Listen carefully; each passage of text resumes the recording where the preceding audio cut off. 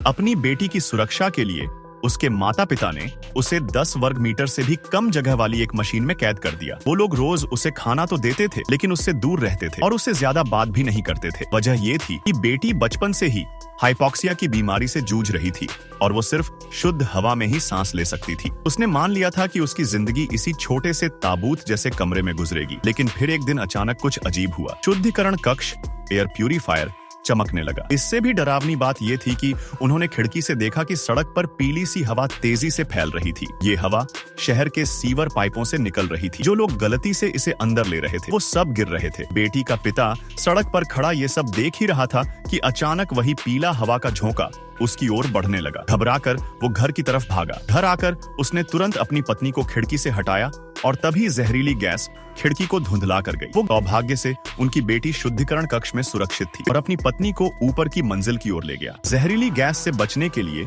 वो लोग ऊंची मंजिल पर गए। ऊपर एक बूढ़ा जोड़ा रहता था जिन्होंने उन्हें अंदर आने दिया। माँ ने तुरंत इंटरकॉम से अपनी बेटी से संपर्क किया और उसकी हालत पूछी। जब पता चला कि बेटी ठीक है तो उन्होंने चैन की सांस ली। तभी कुछ लोग बालकनी में आए और नीचे का भयानक नजारा देखा। पूरा शहर पीले जहरीले कोहरे में डूबा हुआ था। पिता छत पर गया और चारों ओर नजर दौड़ाई। पूरा शहर एक जहरीले कोहरे से घिरा था। ये देखने में किसी स्वर्ग जैसा लग रहा था, लेकिन असल में ये मौत का जाल था। हालांकि बेटी अपने प्यूरिफायर में सुरक्षित थी, लेकिन बाहर की दुनिया अब पूरी तरह बदल चुकी थी।